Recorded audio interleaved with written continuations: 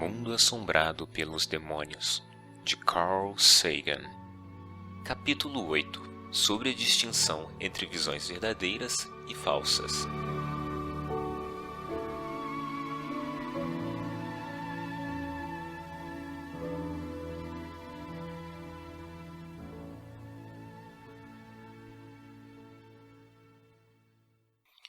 A mente crédula experimenta um grande prazer em acreditar em coisas estranhas, e quanto mais estranhas forem, mais facilmente serão aceitas, mas nunca leva em consideração as coisas simples e plausíveis, pois todo mundo pode acreditar nelas. Samuel Butler, Characters. Apenas por um instante, percebo algo no quarto escurecido. Seria um fantasma? Ou há uma leve oscilação no ar? Eu vejo um movimento pelo canto dos olhos, mas quando viro a cabeça, não há nada ali. O telefone está tocando ou é apenas a minha imaginação? Com espanto, tenho a impressão de estar respirando a maresia de Coney Island, dos verões da minha infância. Dobro a esquina na cidade estrangeira que estou visitando pela primeira vez e diante de mim estende-se uma rua tão familiar que sinto como se a tivesse conhecido a vida inteira. Nessas experiências comuns, em geral não sabemos o que fazer a seguir. Estariam os meus olhos, ouvidos, nariz ou memória pregando peças em mim? Ou eu, na realidade e de verdade, presenciei alguma coisa fora do curso normal da natureza? Devo silenciar a respeito ou devo falar? A resposta depende muito de meu ambiente, dos amigos, das pessoas amadas e da cultura. Numa sociedade obsessivamente rígida, orientada para a prática, eu talvez fosse cauteloso em admitir essas experiências. Elas poderiam me deixar marcado como desequilibrado, insensato, pouco confiável. Mas numa sociedade que acredita de pronto em fantasmas, por exemplo, ou em materializações, os relatos dessas ocorrências poderiam receber aprovação, até prestígio. Na primeira, eu seria penosamente tentado a reprimir toda a história. Na última, talvez até a enxergar ou elaborar um pouco os detalhes para torná-la ainda mais milagrosa do que parecia ser. Charles Dickens, que viveu numa época de florescente cultura racional em que, no entanto, o espiritualismo também prosperava, descreveu o dilema com as seguintes palavras, extraídas de seu conto, para ser tomado com um grão de sal.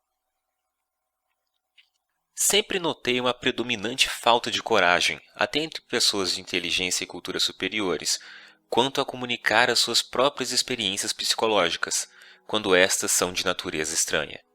Quase todos os homens temem que aquilo que poderiam relatar nesse sentido não encontraria equivalente ou resposta na vida interior do ouvinte, provocando suspeitas ou risos. Tendo visto alguma criatura extraordinária sob a forma de serpente marinha, o viajante sincero não teria medo de mencionar o que viu. Mas o mesmo viajante, tendo experimentado algum pressentimento singular, algum impulso, alguma excentricidade de pensamento, alguma assim chamada visão, algum sonho ou qualquer outra impressão mental marcante, hesitaria bastante antes de confessá-la. A essa reticência, atribuo grande parte da obscuridade em que esses assuntos se acham envolvidos. Em nossa época, muitas risadinhas e zombarias ainda descartam tais assuntos. Mas a reticência e a obscuridade são mais facilmente superadas, por exemplo, num ambiente de apoio, providenciado por um terapeuta ou um hipnotizador. Infelizmente, e, para algumas pessoas, incrivelmente, a distinção entre a imaginação e a memória é com frequência pouco nítida. Algumas vítimas de rapto afirmaram recordar a experiência sem recorrer à hipnose. Muitas não conseguem. Mas a hipnose é um meio pouco confiável de refrescar a memória. Frequentemente desperta a imaginação, a fantasia e o espírito de brincadeira junto com as recordações verdadeiras, sem que nem o paciente nem o terapeuta sejam capazes de distinguir uma coisa da outra. Ela parece envolver, em sua essência, um estado de sugestionabilidade intensificada. Os tribunais proibiram seu emprego como evidência ou até como ferramenta de investigação criminal. A Associação Médica Norte-Americana considera as lembranças que vêm à tona sobre hipnose menos confiáveis que as recordadas sem esse recurso. Um livro didático padrão de medicina, Harold I. Kaplan, Comprehensive Textbook of Psychiatry, de 1989, alerta para a elevada probabilidade de que as opiniões do hipnotizador sejam comunicadas ao paciente e incorporadas no que este acredita ser lembranças, frequentemente com forte convicção. Por isso, o fato de as pessoas às vezes relatarem sobre hipnose histórias de rapto por alienígenas tem pouca importância. Além do mais, há o perigo de que os sujeitos, pelo menos em algumas questões, estejam tão ansiosos por agradar o hipnotizador que às vezes respondem a dicas sutis de que nem este tem consciência. Um estudo realizado por Alvin Lawson, da Universidade Estadual da Califórnia, Long Beach, 8 indivíduos, pré-selecionados entre os não aficionados por UFOs, foram hipnotizados por um médico e informados de que tinham sido raptados, levados a bordo de uma nave espacial e examinados. Sem nenhum outro estímulo, solicitou-se que descrevessem experiência. Os seus relatos, a maioria dos quais facilmente evocados, eram quase indistinguíveis das histórias apresentadas por aqueles que se descrevem como vítimas de rapto. Certo, Lawson tinha passado sugestões aos indivíduos de forma sucinta e direta, mas em muitos casos, os terapeutas que tratam rotineiramente de vítimas de sequestro por alienígenas fornecem dicas a seus pacientes, alguns de forma muito detalhada, outros mais sutil e indiretamente.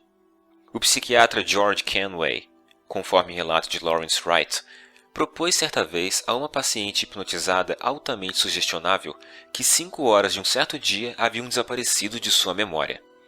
Quando ele mencionou uma luz brilhante no alto, ela prontamente começou a lhe falar de UFOs e alienígenas. Quando ele insistiu que ela fora o objeto de experimentos, surgiu uma história pormenorizada de rapto. Mas quando saiu do transe e examinou um vídeo da sessão, ela reconheceu que viera à tona uma espécie de sonho. Durante o ano seguinte, entretanto, ela repetidamente recordou o material do sonho.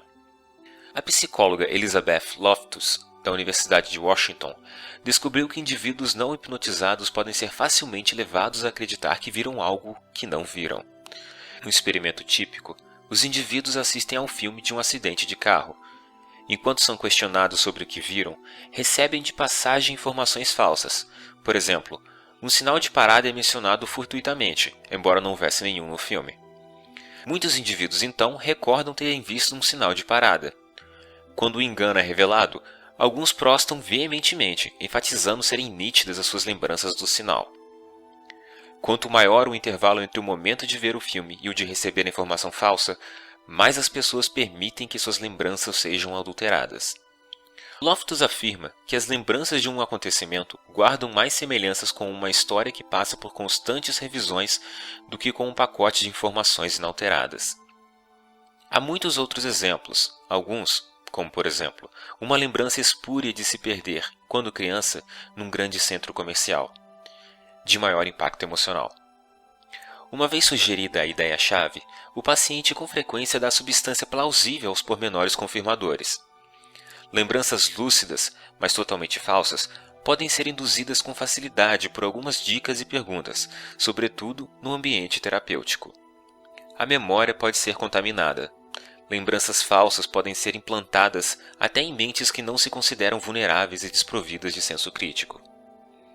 Stephen Ceci, da Universidade de Cornell, Loftus e seus colegas descobriram, sem surpresa, que crianças em fase pré-escolar são excepcionalmente vulneráveis à sugestão. A criança que, a uma primeira pergunta, nega de forma correta ter prendido a mão numa ratoeira, mais tarde se lembra do evento com detalhes vívidos por ela inventados. Quando ouvem relatos mais diretos sobre coisas que lhes aconteceram em criança, elas assentem com bastante facilidade as lembranças implantadas. Os profissionais que observam as fitas de vídeo das crianças só conseguem distinguir por acaso as lembranças falsas das verdadeiras. Há alguma razão para pensar que os adultos sejam totalmente imunes às falhabilidades demonstradas pelas crianças? O presidente Ronald Reagan, que passou a Segunda Guerra Mundial em Hollywood, descrevia com detalhes como libertava vítimas dos campos de concentração nazistas. Vivendo no mundo do cinema, ele aparentemente confundia um filme que tinha visto com uma realidade que não conhecera. Em muitas ocasiões, nas suas campanhas presidenciais, o Sr. Reagan contou uma história épica de coragem e sacrifício da Segunda Guerra Mundial, uma inspiração para todos nós. Só que ela nunca aconteceu. Era o enredo do filme A Wing and a Prayer, Uma Asa e uma Prece, que também muito me impressionou quando o vi com 9 anos. Muitos outros exemplos desse tipo podem ser encontrados nas declarações públicas de Reagan. Não é difícil imaginar os sérios perigos públicos que nascem de ocasiões em que os líderes religiosos, científicos, militares ou políticos são incapazes de distinguir os fatos da ficção vívida. Ao se preparar para o depoimento no tribunal, as testemunhas recebem instruções de seus advogados. Com frequência, são forçadas a repetir determinada história inúmeras vezes, até saberem todos os detalhes corretos. Por isso, ao depor, o que elas lembram é aquilo que contaram tantas vezes no escritório do advogado. As nuances sofreram variações, ou o relato talvez já não corresponda, nem mesmo em suas características principais, ao que de fato aconteceu. Convenientemente, as testemunhas podem ter esquecido que suas lembranças foram reprocessadas. Esses fatos são relevantes na avaliação dos efeitos sociais da publicidade e da propaganda nacional. Mas aqui, eles sugerem que, no caso de rapto por alienígenas, quando as entrevistas em geral acontecem anos depois do evento alegado, os terapeutas devem ser muito cuidadosos para não implantar, nem selecionar acidentalmente as histórias que evocam. Aquilo de que realmente lembramos talvez seja um conjunto de fragmentos de memória alinhavados sobre um tecido de nossa própria invenção. Se costuramos com bastante inteligência, criamos para nós mesmos uma história memorável, fácil de recordar. Os fragmentos em si, livre das associações, são mais difíceis de recuperar.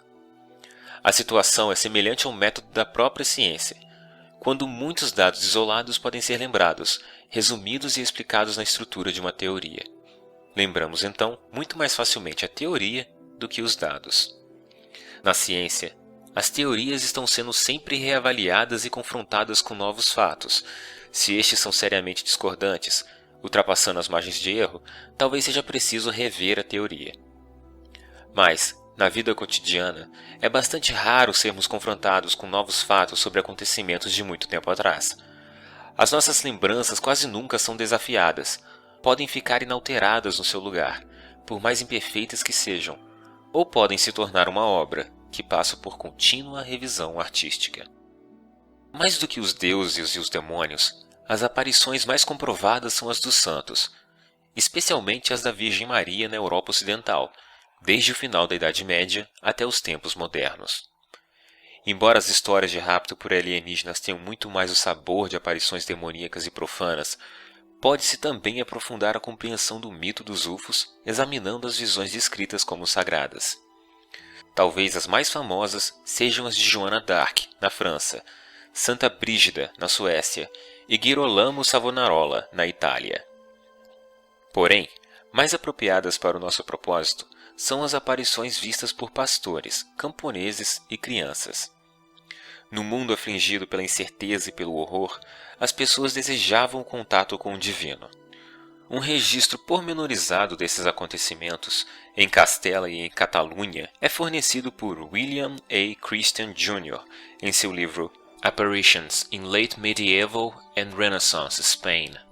Num caso típico, uma mulher ou uma criança da área rural relata o encontro com uma menina ou uma mulher estranhamente diminuta, talvez com 1 metro ou 1,20 m de altura, que revela ser a Virgem Maria, a Mãe de Deus. Ela pede que a aterrorizada testemunha vá falar com os padres da vila ou com as autoridades da igreja e lhes transmita as ordens de rezar pelos mortos, obedecer aos mandamentos ou construir um altar naquele lugar do campo. Se as ordens não forem cumpridas, há ameaça de castigos terríveis, talvez a peste. Por outro lado, em tempos infestados de pragas, Maria promete curar a doença, mas somente se seu pedido for satisfeito. A testemunha tenta fazer o que lhe foi pedido, mas quando conta a história ao pai, marido ou padre, recebe ordens para não repeti-la a mais ninguém. É apenas tolice ou frivolidade feminina, ou então alucinação demoníaca. Assim, ela silencia. Dias mais tarde, vê-se novamente diante de Maria, um pouco aborrecida pelos fatos de seu pedido não ter sido atendido. Eles não acreditam em mim, queixa-se a testemunha. Dê-me um sinal. É necessário uma prova. Assim, Maria, que aparentemente não sabia de antemão que uma prova teria de ser providenciada, dá um sinal. Os habitantes da vila e os padres são convencidos de imediato. O altar é construído.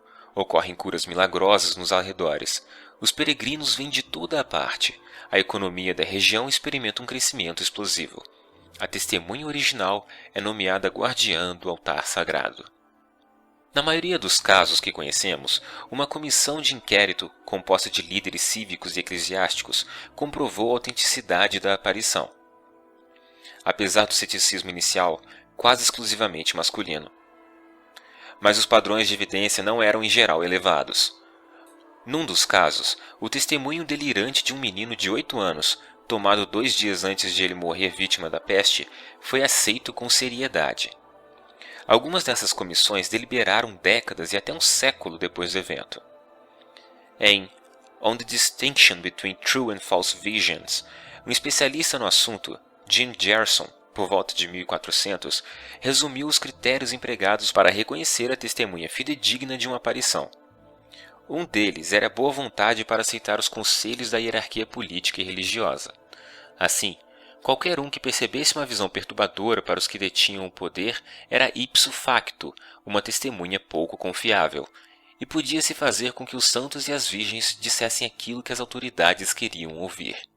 Os sinais, alegadamente fornecidos por Maria, as evidências oferecidas e consideradas convincentes, incluíam uma vela comum, um pedaço de seda e uma pedra magnética, um pedaço de ladrilho colorido, pegadas, a rapidez inusitada com que a testemunha conseguia colher cardos, uma simples cruz de madeira enterrada no chão, vergões e ferimentos na testemunha e uma variedade de contorções. Uma menina de 12 anos com a mão estendida de forma esquisita, as pernas viradas para trás ou de boca fechada, o que a tornava temporariamente muda, que são curadas assim que a história é aceita. Em alguns casos, os relatos podem ter sido comparados e coordenados, antes que se prestasse o testemunho. Por exemplo, várias testemunhas numa cidadezinha poderiam falar de uma mulher alta, brilhante, toda vestida de branco, carregando nos braços o filho pequeno e rodeada por uma radiância que teria iluminado a rua na noite anterior. Mas em outros casos, as pessoas que estavam bem ao lado da testemunha nada viram, como neste relatório de uma aparição de 1617, em Castela.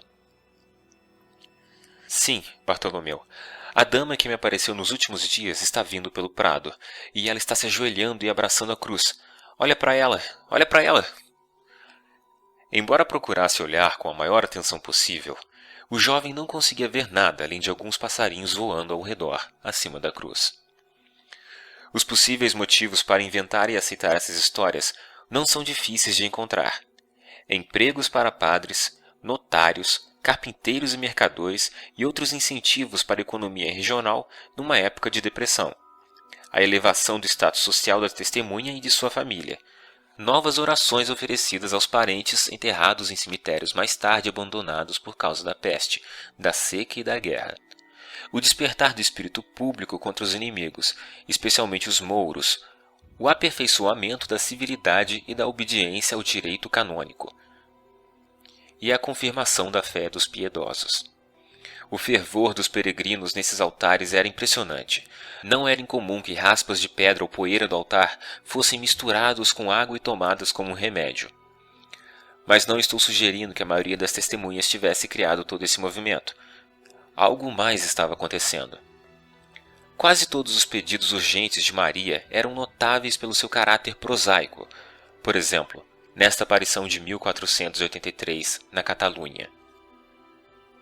Eu a encarrego, pela sua alma, de incumbir as almas dos homens das paróquias de El Torn, Mileras, El Salent, Sant Miguel de Campo-Maior, de encarregar as almas dos padres de pedir ao povo que paguem os dízimos e todas as obrigações da igreja, e devolvam a seus legítimos donos, dentro de 30 dias, coisas que não são suas, mas que eles mantêm secretamente ou abertamente, pois assim será necessário, e observem o domingo santo. Em segundo lugar, que eles parem e desistam de blasfemar, e que paguem a caristas habitual determinada pelos antepassados mortos.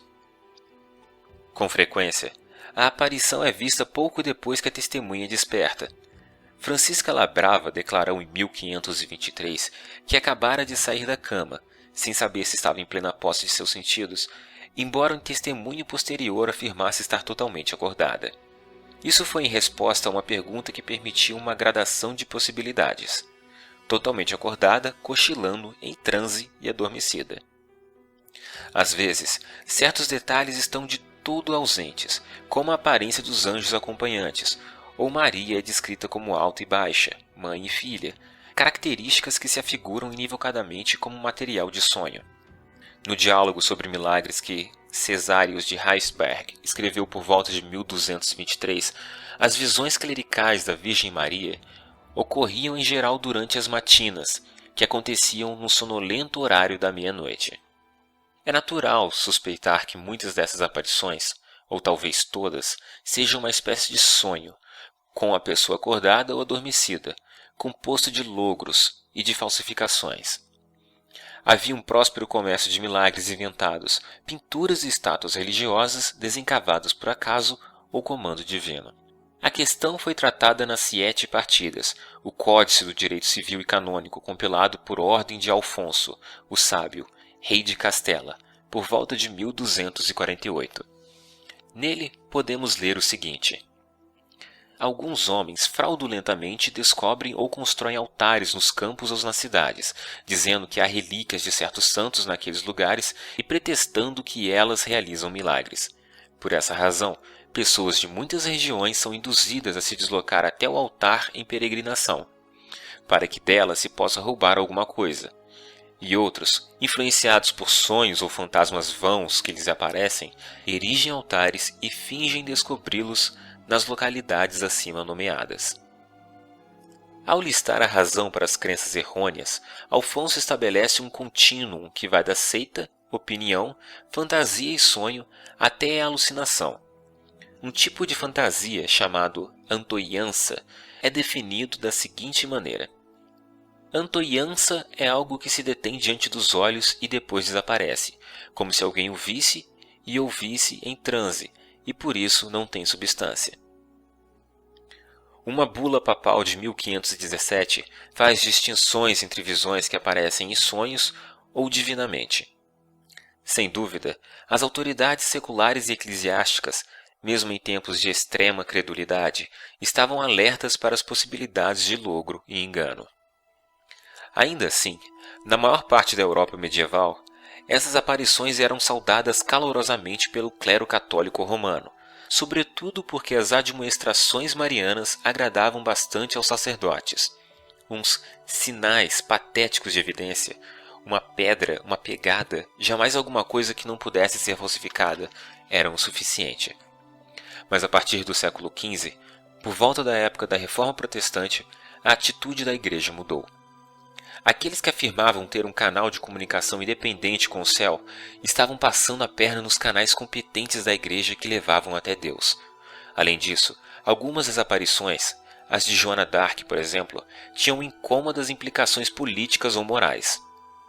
Em 1431, os perigos representados pelas visões de Joana d'Arc foram descritos pelos seus inquisidores nos seguintes termos: mostrou-se a ela o grande perigo que decorre de alguém ser tão presunçosa a ponto de acreditar que tem essas visões e revelações, e que, portanto, mente sobre questões referentes a Deus, proferindo falsas profecias e vaticínios que não são de inspiração divina, mas inventados. Do que poderia resultar a sedução de povos, o início de novas seitas e muitas outras impiedades que subvertem a Igreja e os católicos. Tanto Joana d'Arc como Girolamo Savonarola foram queimados na fogueira por causa de suas visões. Em 1516, o Quinto Concílio de Latrão reservou à Santa Sé o direito de examinar a autenticidade das aparições. Para os pobres camponeses que tinham visões sem conteúdo político, os castigos ficavam aquém da severidade máxima. A aparição mariana vista por Francisca Labrava, uma jovem mãe, foi descrita por licenciado Mariana, o senhor inquisidor, como algo que prejudica nossa santa fé católica e diminui a sua autoridade. A aparição era só vaidade e frivolidade. Por direito, poderíamos tê-la tratado com mais rigor, continuava o inquisidor. Mas, em deferência a certas razões justas que nos levam a mistigar o rigor das sentenças, decretamos, como castigo para Francisca Labrava e como exemplo para que os outros não tentem coisas semelhantes, que ela seja condenada a montar um jumento e a receber 100 chibatadas em público pelas ruas familiares de Belmonte, nua da cintura para cima, e que venha a receber o mesmo número de chibatadas na cidade de El Quintamar, da mesma maneira. E que a partir desse momento ela não diga, nem afirme, em público ou secretamente, com palavras ou insinuações, as coisas que disse em suas confissões, senão será processada como uma impenitente e alguém que não acredita no credo de nossa santa fé católica, nem o aceita.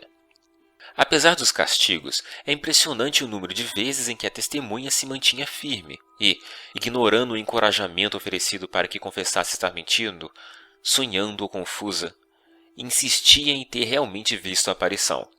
Numa época em que todos eram analfabetos, antes dos jornais, do rádio e da televisão, como se explica que os pormenores religiosos e iconográficos dessas aparições fossem tão semelhantes? William Christian acredita encontrar uma resposta fácil na dramaturgia das catedrais, especialmente nos dramas de Natal, nos pregadores e peregrinos itinerantes e nos sermões da igreja. As lendas sobre altares próximos se espalhavam rapidamente. As pessoas às vezes percorriam centenas de quilômetros ou mais para que o filho doente, por exemplo, pudesse ser curado por um seixo que a Mãe de Deus pisara. As lendas influenciavam as aparições e vice-versa. Numa época atormentada pela seca, pela peste e pela guerra, sem serviços sociais ou médicos à disposição das pessoas comuns, sem conhecimento de instrução pública e método científico, o pensamento cético era raro. Por que as admoestações são tão prosaicas? Por que a visão de uma personagem tão ilustre quanto a Mãe de Deus é necessária para que, num minúsculo condado povoado por umas poucas mil almas, um altar seja restaurado ou o povo se abstenha de blasfemar? Por que não mensagens importantes e proféticas, cuja importância seria reconhecida em anos posteriores, como algo que só poderia ter emanado de Deus ou dos santos? Isso não teria fomentado a causa católica na sua luta moral contra o protestantismo ou o iluminismo? Mas não temos aparições alertando a Igreja contra a aceitação do engano de um universo centrado na Terra, nem prevenindo-a da cumplicidade com a Alemanha nazista. Duas questões de importância moral e histórica, sobre as quais o Papa João Paulo II, para seu crédito, admitiu o erro da Igreja. Nenhum único santo criticou a prática de torturar as bruxas e os heréticos. Por que não? Não tinham consciência do que estava se passando? Não se davam conta do mal? E por que Maria sempre ordenava que o pobre camponês informe as autoridades? Por que não admoesta ela própria as autoridades? Ou o rei? Ou o Papa? Nos séculos XIX e XX, é verdade, algumas das aparições assumiram maior importância. Em Fátima, Portugal, em 1917, quando a Virgem se enfureceu pelo fato de um governo secular ter substituído um governo controlado pela Igreja, e em Garambandal, Espanha, em 1961, quando se vinculou a ameaça do fim do mundo, se as doutrinas políticas e religiosas conservadoras não fossem adotadas sem demora. Penso existir muitos paralelos entre as aparições marianas e os raptos por alienígenas. Mesmo que as testemunhas nos primeiros casos não fossem imediatamente carregadas para o céu, nem houvesse alguém mexendo em seus órgãos reprodutivos. Segundo os relatos, os seres são minúsculos, muito frequentemente com 75 centímetros a 1,20 m de altura. Eles vêm do céu. O conteúdo de sua comunicação é mundano, apesar da pretensa origem celeste. Parece haver uma conexão clara com o sono e os sonhos. As testemunhas, em geral femininas, encontram dificuldades para contar o que viram, sobretudo depois de serem ridicularizadas pelos homens que detêm a autoridade. Ainda assim, elas persistem. De fato, viram tal coisa. Insistem. Existem os meios para divulgar as histórias. Estas são discutidas ansiosamente, permitindo que pormenores sejam ajustados até entre testemunhas que jamais se conheceram. Outros que estavam presentes no momento e no lugar da aparição não veem nada de inusitado. Os supostos sinais ou evidências são, sem exceção, coisas comuns, que os seres humanos podiam adquirir ou fabricar por si próprios. Na verdade, Maria não parece simpatizar com a necessidade de evidências e de vez em quando mostra-se disposta a curar apenas aqueles que acreditaram no relato de sua aparição antes de ela fornecer os sinais.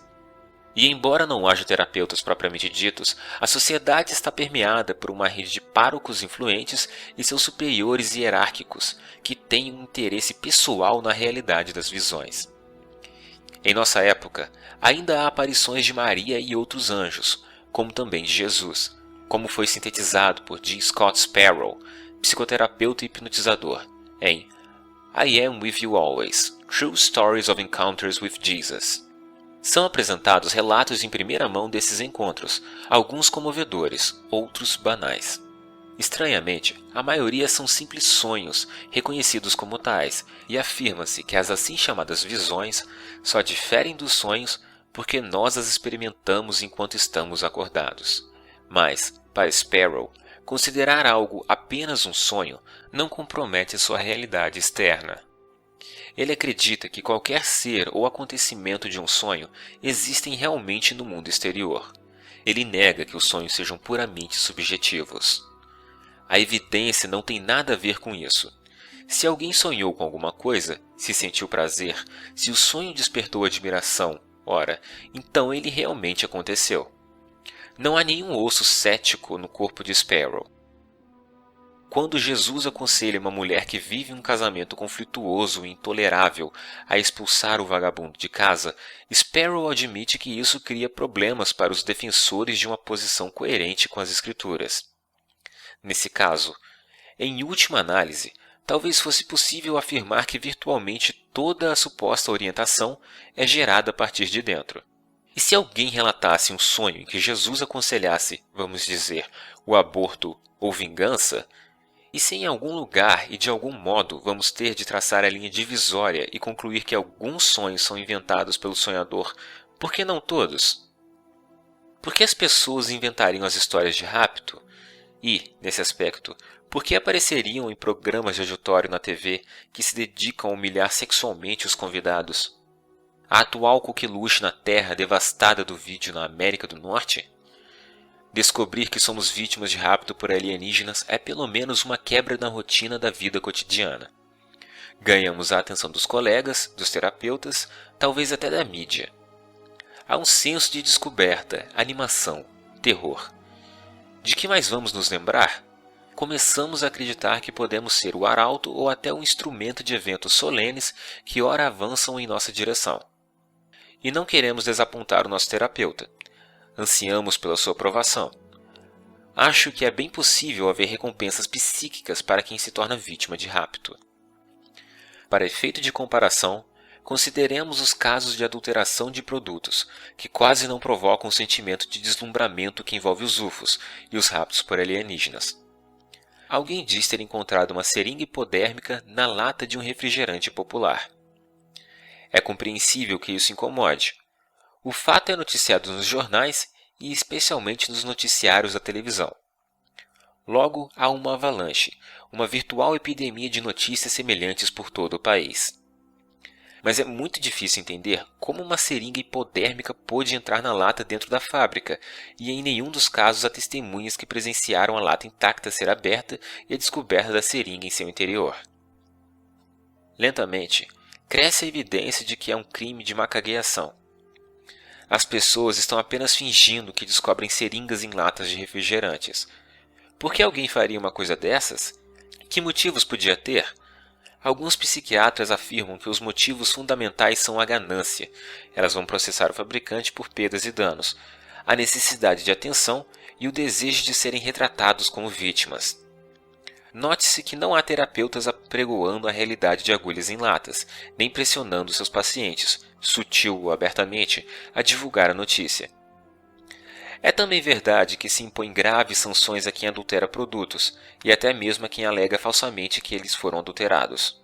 Por outro lado, há terapeutas que encorajam as vítimas de rapto a contar as suas histórias para grandes públicos, e não há sanções legais para quem afirma falsamente ter sido raptado por um UFO. Seja qual for a razão para alguém trilhar esse caminho, deve ser muito mais satisfatório convencer os outros de que os seres superiores o escolheram para seus enigmáticos propósitos do que persuadi-los de que, por um simples capricho do acaso, havia uma seringa hipodérmica no seu refrigerante.